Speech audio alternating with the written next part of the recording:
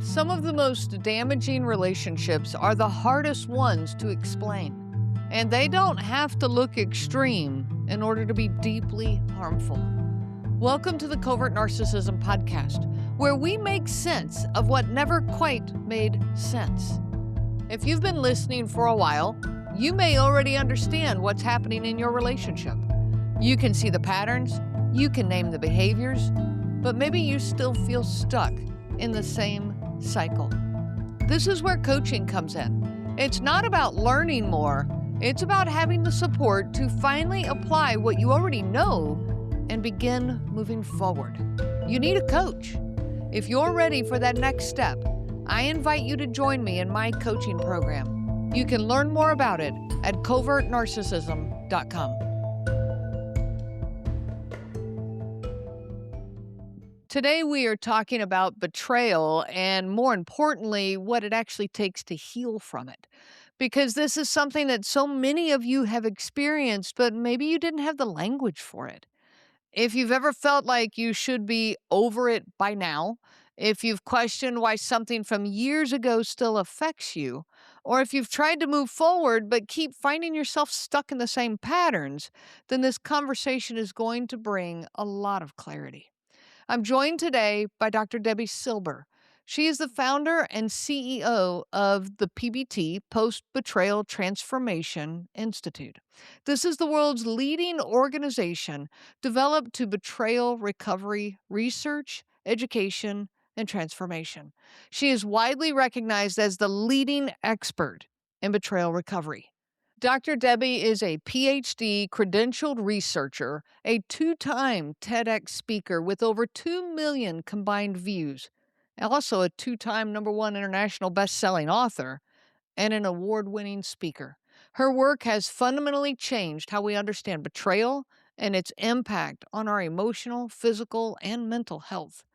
Through her research with over 100,000 people, that's amazing, across more than 50 countries, she's made 3 groundbreaking discoveries: that betrayal is a distinct type of trauma, that post-betrayal syndrome is a real and measurable condition, and that there are 5 predictable stages we move through in order to truly heal.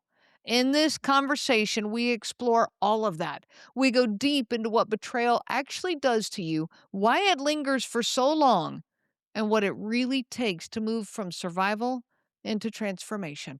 And I'll tell you, this conversation aligns so closely with what so many of you experience in covert narcissistic relationships: the confusion, the loss of self, the questioning of your own reality. It all makes sense when you begin to understand betrayal at a little bit different level. So let's get into it. Dr. Debi, welcome to the show. It's such a pleasure to have you here and just such a delight to meet you. Thanks so much. Looking forward to our conversation. Well, thank you for being here, and thank you for the work that you do for helping people who have dealt with betrayal. And maybe tell us a little bit about maybe your story and how you got started on that path. Sure. Well, you don't study something like betrayal unless you have to, Typically, yes. Yeah. I'm in business 34 years. It was health and then mindset and personal development. I had a really painful betrayal from my family, thought I did all I needed to do to heal from that. And then it happened a few years later. This time it was my husband. So that was the deal breaker. Got him out of the house, looked at the 2 experiences, thinking, what's similar here? Of course me, but what else? And realized that I really never took my own needs seriously. Boundaries were always getting crossed. And, I'm one of those people that really believes if nothing changes, nothing changes. Mm-hmm. So I usually would go to books or courses or mentors to help me heal. And I couldn't find anything. And this was so big. And, I had 4 kids, 6 dogs, a business. Like, I couldn't afford to stay stuck. So I don't even know what possessed me to do this, but I enrolled in a PhD program to study it at the PhD level. And thinking I'm just going to heal. And if I figure out how to do that, I'm taking everybody with me. It was time to do a study. So I studied betrayal. Yeah. And that was really just so I could be there for my kids, my clients. That study led to 3 discoveries, which changes everything we know about betrayal. And it changed my health, my work, my family, my life. Wow. I'm really glad to hear that. And I will say that no one learns more about betrayal or abuse than somebody who's lived it. Oh, Because yes. not only do you bring in the book studies that you're talking about, which is amazing that you were able to get that, but not only that is you could apply it from a personal perspective. Yeah, it's so true. We have our certification program, and I would rather certify a coach or practitioner who has lived through it Mm. any day over someone who has just read my material. It Do makes a you huge find difference. that it makes have you had people that came that were not a victim of all of this? They're just they it doesn't land as well because when you're sitting across from someone and that person knows you've been through it and look what you've done with it, it's like doing the selling for you. The person feels like, "Oh, yeah, I am in the right place. This person is a few steps ahead." They don't have to be 10 steps ahead. They're a few steps ahead. They've done it, and if they have, maybe I can too.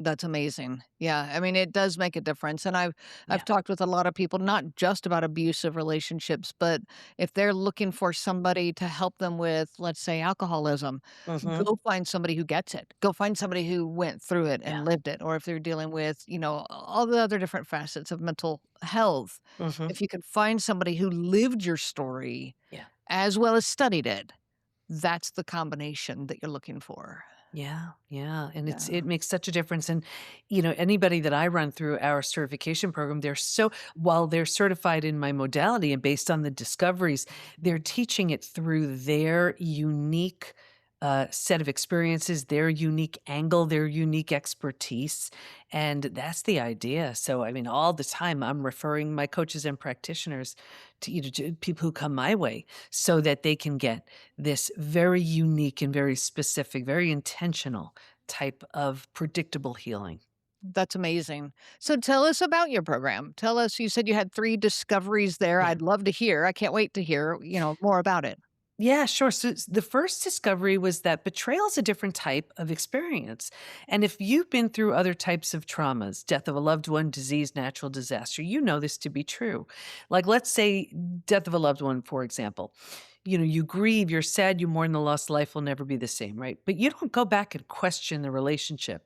You don't question your ability to trust. You don't question your sanity. With betrayal, you do. And also with other traumas, life as you've known it is no longer, right? Mhm. But with betrayal, not only has your life been shattered, the life you've known, the self has been shattered too. Rejection, abandonment, belonging, confidence, worthiness, trust, right? So while the invitation with other traumas is to rebuild your life, right? That's the idea. With betrayal, not only do you need to rebuild your life, the invitation is to rebuild the self as well. A lot of people miss that. And so they That's fair. rebuild their lives and they wonder why they're still stuck. With betrayal, there are so many aspects of it that make it so different. Here's another one. With other traumas, again, let's say you lose someone you love. People, they're rallying, they're supporting, they're bringing the casseroles and everything else. And with betrayal, because there's so much humiliation and shame and embarrassment, so often the betrayed struggles and suffers in silence. So here Mhm. they've had one of the most painful of the human experiences, and they're acting like it's a regular Tuesday. Yep. And the kids are like, "What's for dinner, mom?" Dad. It's so traumatizing, Yeah. and they're acting as if everything is normal. So there are so many. Nobody's bringing them casseroles. No, no. And Yeah. what's even worse is not only are they struggling and suffering in silence, to make matters worse, very often they're covering for the betrayer. They're so well loved by the family, the community, the friends. So they're not even, and if that the person who did the betraying, and with narcissism, this is classic, they're not going to admit what they did to Mm. everybody. They don't mind that the betrayed is taking the complete and total hit for that. So there are so many parts of this that make it such a different type of trauma. So when people say, it's been years, why is it that I can heal from all these other things and I haven't healed from this betrayal? It doesn't, we've all heard time heals all wounds. when it comes to betrayal, that's not true. That's not true. And Yeah. I have the proof. I mean, I've studied over 100,000 people to see to what extent they're struggling. And that leads to the second discovery. Any questions about the first one? Or you want me to No, just I think that's very, very well laid out here for the audience, and I would say that that with this being such a different type of betrayal, I just want to kind of emphasize what you were saying is the world around you doesn't see it. right? They see the death of a loved one, or they see the earthquake that you just went through, like it's in the Mhm. news, and it's all out there for the public Yeah. to see. But like you said, with betrayal, it stays very private. Yeah, yeah. There's that embarrassment and humiliation and shame for something that, the betrayed didn't even do. It's not So, yours, yeah, right? it's Yours. and here's also with other experiences, it was outside of us. And here, this is the person we trusted the most. This was the person who gave us a sense of safety and security. That's the very person who takes it away. Mhm. This was the person we run to when other people are causing harm. That's Yeah. become the person who causes the harm. It's So the person that we protected. Like, we that's it. even protected them and their Yeah. identity and their sense of self over Yeah. our own. Yeah. So Yeah. it's completely disorienting. And that's why when anybody who tells you trauma's trauma, no, it's not. And again, I did the research, so I have the proof. But Mhm. the other thing with time heals all wounds, like I said, the second discovery was that there's actually this collection of symptoms, physical, mental, and emotional, so common to betrayal. It's now known as post betrayal syndrome. And like I said, we've studied over 100,000 people to see to what extent they're struggling. What's so crazy about this is the numbers are so high, and I'm happy to share the stats. And people can go years and decades later with these symptoms if they're left unhealed. Like, for example, we had a woman in our community. This is when we had just a whole membership community going on, and she was in her mid 80s, and she had a family betrayal.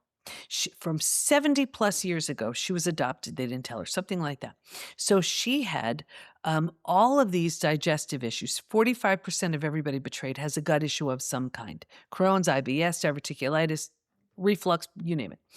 So for 70 plus years, she had a gut issue. So you can imagine the protocols, the medications, the supplements, the foods, the everything, just for her to be like, you know what? I have a bad stomach. That's who I am. 2 weeks into healing the betrayal, she healed from a 70 plus year digestive issue. Oh, wow. That's what happens when you get to Wow. the root cause. But if people don't know it's tied to the betrayal, they're tamping down the symptoms. They're medicating and suppressing the symptoms. And if it happened a long time ago, they're assuming, well, it can't possibly be from that betrayal. Oh, yes, it It is. can. Because And it these are all lingers. symptoms of post betrayal syndrome that Mhm. all heal as someone uh, moves through their betrayal. The good news is you could heal from all of it. That was the third discovery. And that's amazing, and I wanna dive into that one. Let's linger here for a minute. Yeah. With betrayal, when you mentioned this particular type of family betrayal, hmm I wanna make sure that it's clear then that we're not just talking about a sexual betrayal, like an affair, okay? No, We're talking no. about outside of that. So how would you define betrayal in the way that you're talking about it? Yeah. I define it as the breaking of a spoken or unspoken rule. And every Okay. relationship has them. So the way it works is the more we trust, the more we depend on that person, the deeper the betrayal. So, for example, a child who's totally dependent on their parent and the parent does something awful, that's going to have a different impact than, let's say, your best friend sharing your secret, your coworker Mhm. taking credit for your idea. Still a betrayal, different level of cleanup. But, when it comes to the ones that involve the heart, get us the most. Absolutely.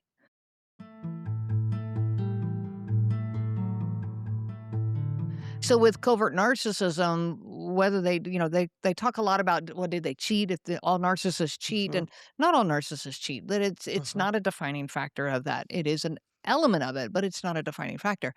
But the betrayal is the betrayal of your trust, hmm the betrayal of the safety that you promised each other and that you believed that you had, and then that's what gets broken.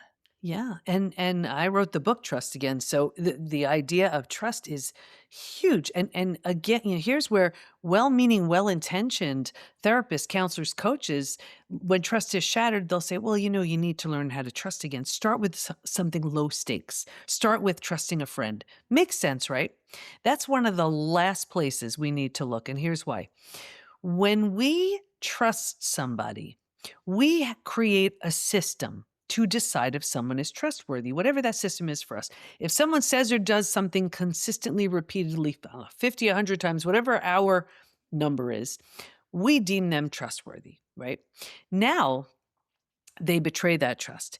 As shocking and heartbreaking as that is, what's even worse is now we look at it and we say, my whole system of discerning trust is fundamentally flawed.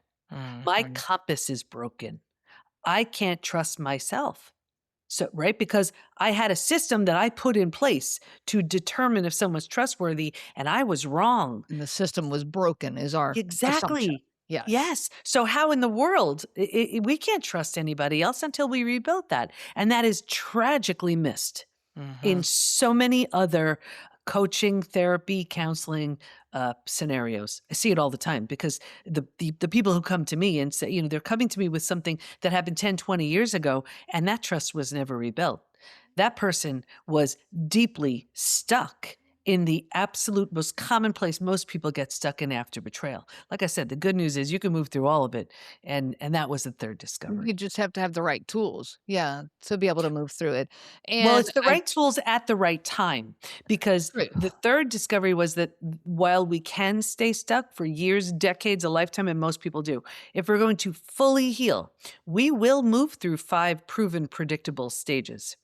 And what's even more exciting about that is we know what happens physically, mentally, and emotionally at every stage. And we know what we need to do in order to move from one stage to the next. Healing's entirely predictable.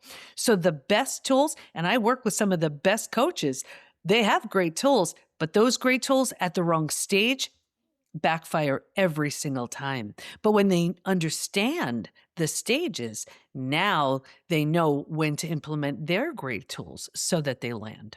That's fantastic. No, I love that you have built this, the 5 you said 5 stages of Yep. betrayal recovery? Yeah, and happy to share them if you want to hear them. Would love to hear them, yes. Sure, sure. And when the 5 stages showed up, this was out of the 3 discoveries, this was the most exciting because there was the roadmap. Now there's a Mhm. roadmap for all of it. And that's the training that I give for a certification, because this is something that when you know the 5 stages, when you can recognize it in the person sitting across from you, it's an entirely different coaching, counseling, therapy session now, because now it's based on specifically betrayal, specifically where they are, specifically what they need. So, briefly, I'll share with you the stages. So, stage 1, and if you want me to share the symptoms of post betrayal syndrome, I'm happy to do that too. Okay, yeah. Um, Stage 1, this is actually before it happens. And what happens is when we are in what we believe is a healthy relationship, we're not scanning for betrayal. We're living life. We're doing the things. We're going to work, raising the kids, taking care of elderly parents, whatever.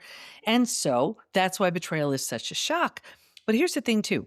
Sometimes, we have a lot going on. So the only way we can get everything done is to either unintentionally or intentionally turn down our intuition. And we do that because thinking and feeling takes a lot more than just thinking and doing.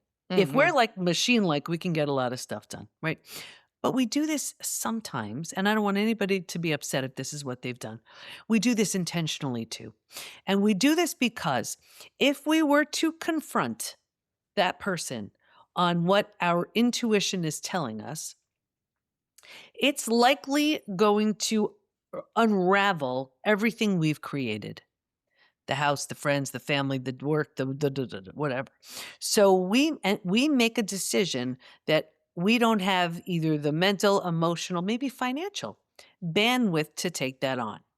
And then Mhm. we say to ourselves things like, I'm sure I'm making that up. I'm sure that's not what it is. There's got to be a logical explanation, all of that, right? And then stage 2, shock, blindsided, D-Day, discovery day. And here's where It's the breakdown of the body, the mind, the worldview. We've ignited the stress response. We're headed for every single stress-related symptom, illness, condition, disease. And Right. here's where we're also going back and we're ruminating. And we're like, and we're doing this. Here's why. It's a really important thing. So anybody who says you really have to move on, at a certain point, yes, but in the beginning, no. This is really important because what we're doing is we're looking to find what we missed. Because if we can find it, we're feeling a little more safe because then we're like, if I can figure it out, I'm going to prevent this from happening again. It gives you a little bit more control over Yes, the situation that you're dealing with. exactly. Yeah. So we're scanning and scouring everything to see what did I miss so that I can begin to rebuild that compass again. Mhm. But the bottom has bottomed out on us and it's Okay. terrifying, and a new bottom hasn't been formed yet.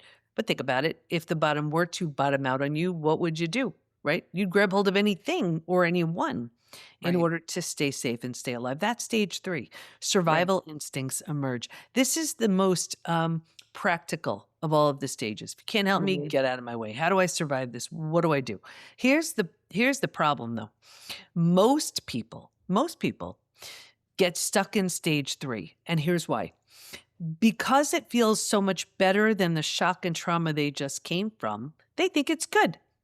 And because they don't know there's anywhere else to go, they don't know there's a stage 4 or stage 5. Right. Transformation doesn't even begin until stage 4, but they plant roots here. They park here. They're not supposed to, but they don't know that. And they create this functional life. But there's this safety, but it's behind walls. It's functional, but flat. It's, I can go back to work again and I can raise the kids, but do not ask me to trust anybody because it takes a lot of courage to do that, Right. Right. right? So Right. there's this safety behind walls. And then the longer we are here, the harder it is to leave. Here's very likely where someone goes to a well-meaning, again, well-intentioned therapist, let's just say counselor, and they're reliving and they're feeling heard and validated and understood, and it's actually gluing them to stage 3. Mhm. They're not an inch closer to stage 4. Like I tell all my coaches and practitioners I'm certifying, I don't care if you're moving them 1 degree, 5 degrees, every single session. There are 5 stages. You are not it's a waste of everybody's time Yeah. if you're keeping them stuck. Biggest missed opportunity in coaching too. Because the person is quote unquote fine, here's where a lot of coaches, the client will say, I'm fine. And the coach doesn't realize there's a stage 4, a stage 5. So they say, well, okay, they end the coaching relationship. So Okay. now, because they don't know, they're like, I don't get it. My other clients, like they're doing this, they're doing that. What's with that client? It's a betrayal client. That's why. And the client leaves thinking this is as good as it's going to get. The coach feels like they're not doing a good job. They're missing out on that fulfillment besides the income and the referrals and the testimonials, everything they'd get if they got that person to stages 4 Right. and 5 because they're fine, right? Yeah. Biggest missed opportunity right there. But, Okay. and we teach the language of all that. If someone is willingness, big word right here, to let go of their story, grieve, mourn the loss, bunch of things they need to do. They move to stage 4.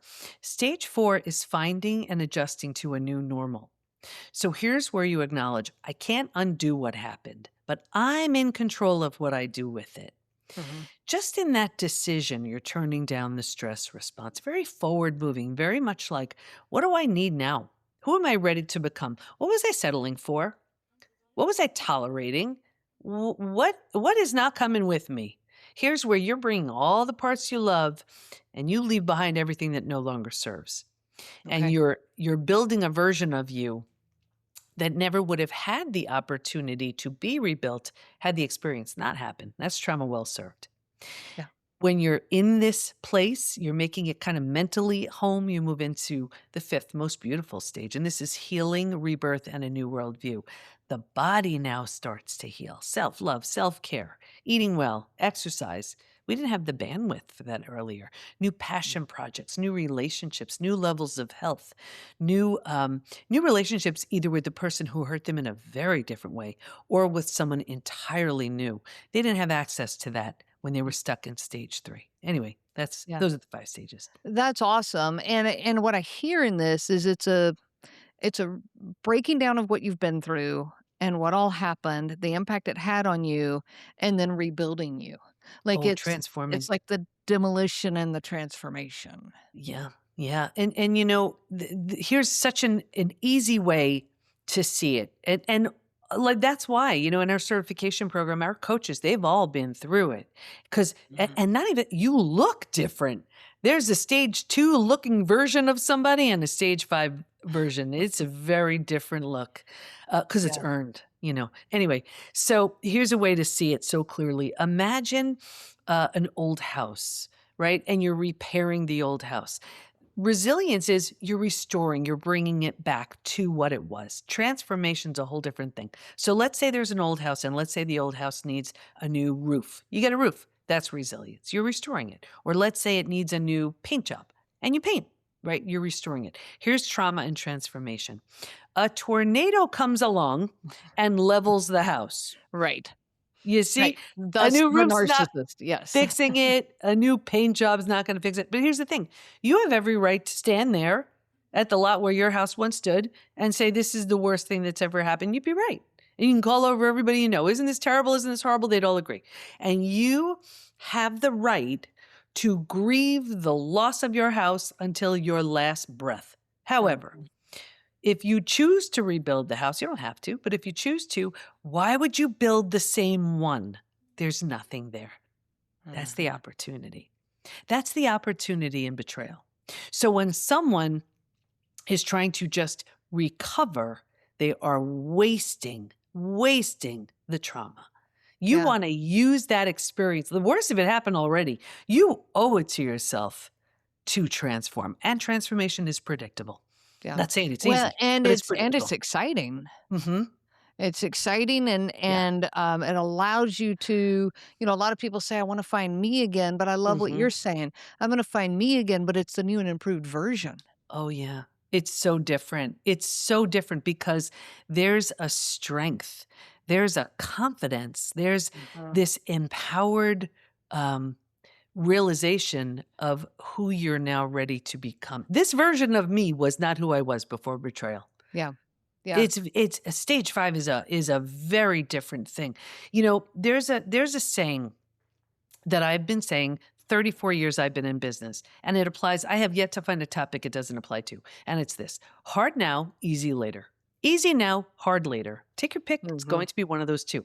When it comes to betrayal, it is full on hard now, easy later. Now, so many people are doing easy now, hard later.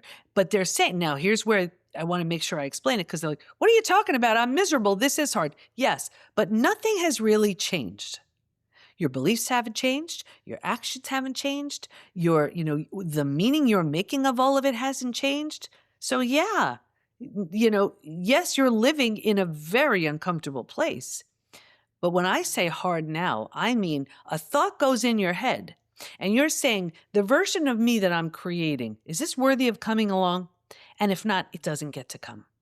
You Yeah, see? you're doing the hard work now, It's the hard internal work. work. That's it. That's Yeah. it. And there's no let those boundaries be crossed again. And no, no, no. There's none of that. So I've said this to thousands and thousands of people I've coached.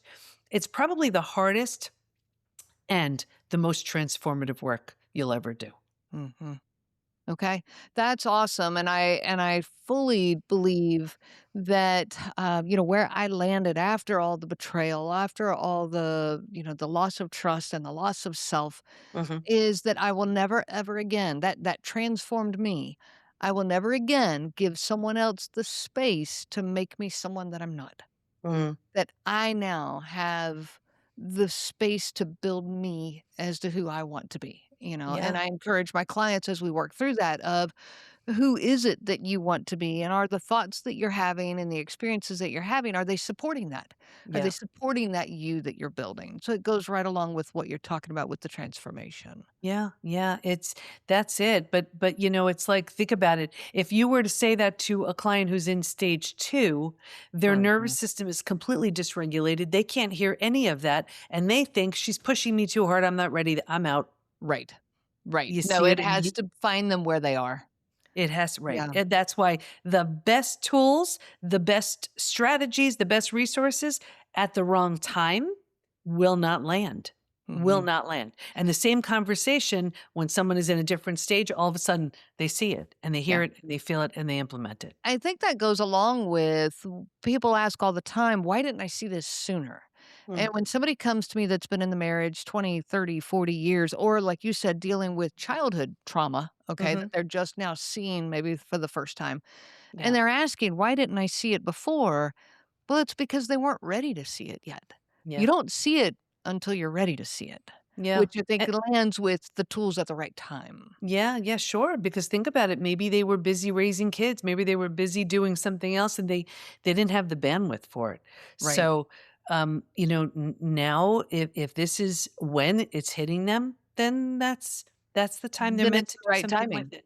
Yeah, You then know, it's the right time. yeah, Okay. yeah. But once you see something and then you don't do something, then you want to. I drive my bus in a busy city. That's why road safety is so important to me.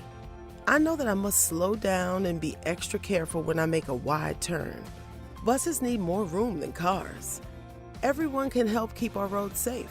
Next time you're driving, remember to give buses plenty of time and space to finish turning before driving ahead. Let's all plan to share the road safely. Learn how at www.sharetheroadsafely.gov. Ask yourself those questions about why. Right. Right. So you mentioned the symptoms of post betrayal syndrome. I'd love to hear what your thoughts are on that before we close off of here.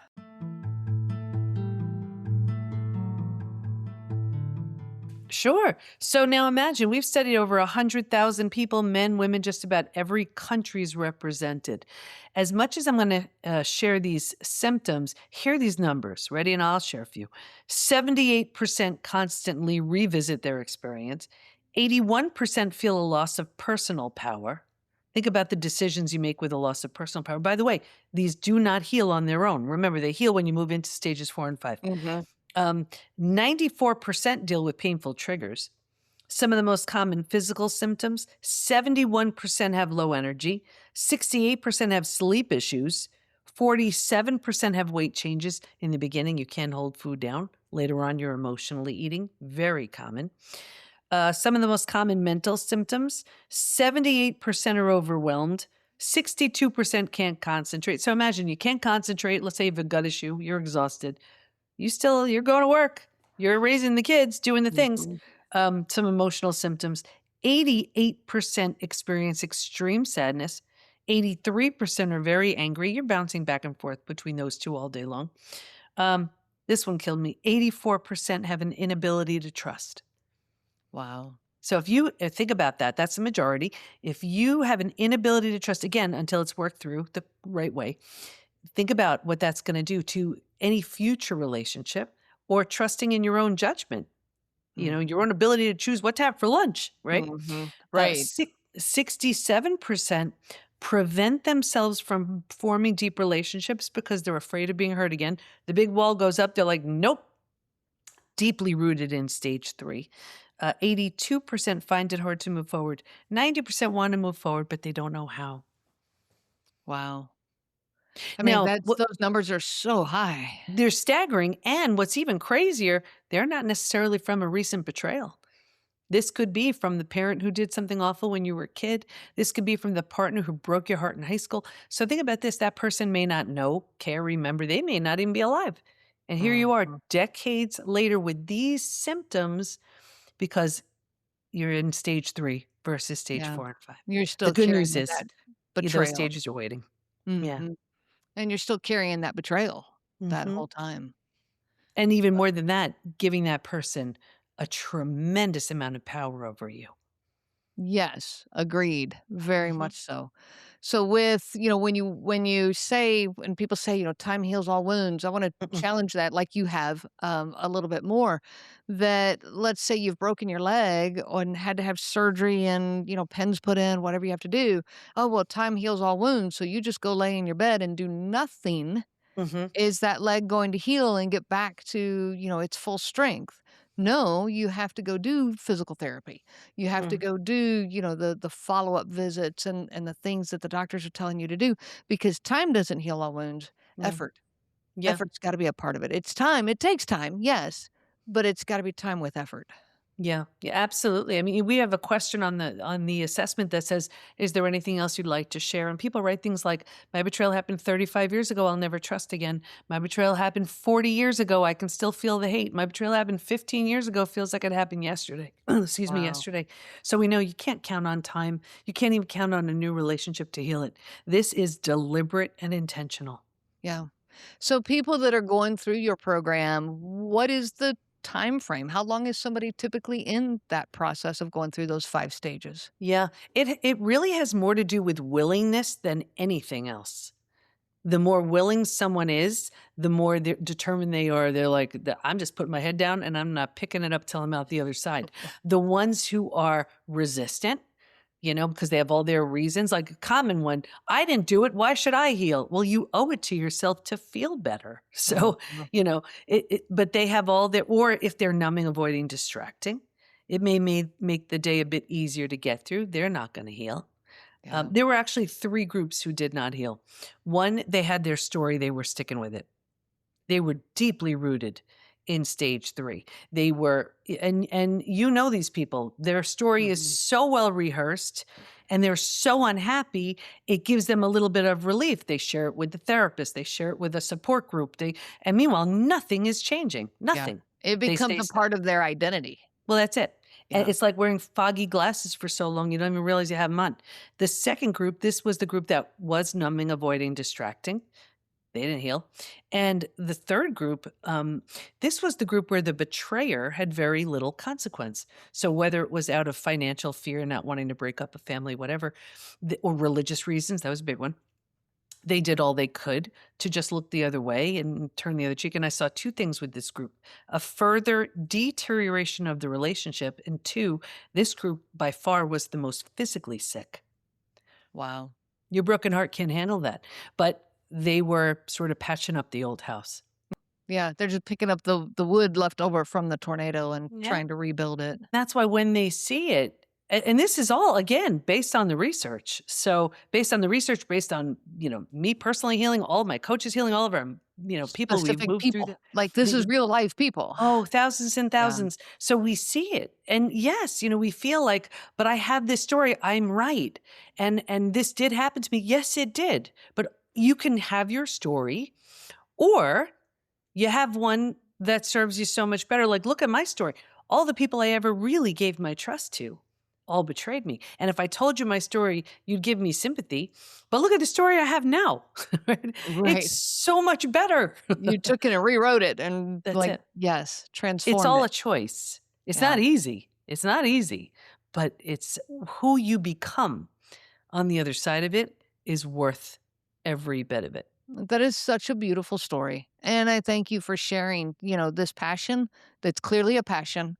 And it comes from your personal experience, which I think just takes the knowledge that you have and magnifies it, immensely. So thank you so much for being Thank here. thank you so much. So people here that are listening, where can they find you? Yeah. So, well, my latest book number 9, is Unstuck. That's actually for practitioners, so they understand the language of betrayal and all that. But everything is at the PBT, as in Post Betrayal Transformation, thepbtinstitute.com. Okay. And that link will be in the show notes here. So, but thank you so much. Any last words of hope for those out there listening?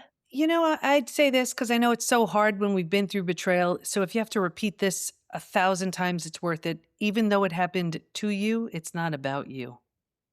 It's not. Believe that. Very This was true. someone else's lack, scarcity, sense of entitlement, whatever it was. they directly took it out on you. You were directly impacted by it, but it has nothing to do with you. That is a beautiful truth, and I remember when it really sunk in on me, Mhm. many years ago when that finally just kinda came through the fog. Yeah. Okay, well, thank you so much. Thank you. There is so much in this conversation that I want you to sit with because what Dr. Debbie shared helps explain something that so many of you have been struggling to understand for years, why it hasn't just gone away. Betrayal is not something you simply move on from. It's something that impacts your sense of self, your ability to trust, your nervous system, your body. And if it's not addressed in the right way and at the right time, it stays with you. But what I hope you're also taking away from this is that healing is possible. Not just getting back to who you were before, but actually becoming someone stronger, more grounded, more aligned with yourself than you've ever been before. And that's something I talk about often on here, this idea that you're not just trying to go back, you're building something new. If this episode resonated with you, I encourage you to take a moment and really reflect on where you might be in your own process, not with judgment, but with awareness. And if you're ready to take that next step, whether it's through learning, support, or coaching, know that you do not have to figure this out alone. There will be links in the show notes to the different resources that are available to you, both through my services and through Dr. Debbie's. Your story matters, and you deserve to be heard without judgment. Until next time, I wish you so much peace on your journey of healing. If you've been listening for a while, you may already understand what's happening in your relationship. You can see the patterns, you can name the behaviors, but maybe you still feel stuck in the same cycle. This is where coaching comes in. It's not about learning more. It's about having the support to finally apply what you already know and begin to move forward. If you're ready for that next step, I invite you to join me in my coaching program. You can learn more about it at covertnarcissism.com. Your story matters, and you deserve to be heard without judgment. Check out my coaching services at my website, again, covertnarcissism.com. And don't forget to subscribe, to thumbs up, to follow, to like this podcast so that you can get more empowering episodes like this one and to help us continue spreading the word so that our community can continue to grow. I wish you so much peace on your journey of healing. The information provided by Renee Swanson, Covert Narcissism Podcast, and CNG Life Coaching is for educational purposes only and is not to be used for diagnosis purposes and not intended to be a substitute for clinical care. Please consult a healthcare provider for guidance specific to your case. This material discusses narcissism in general. Renee shares stories from her personal experience as well as from those she has talked with for several years. Her material does not claim that any specific person has narcissism and should not be used to refer to any specific person as having narcissism. Permission is not granted to link to or repost this material to support any allegation or support a claim that any specific person is a narcissist.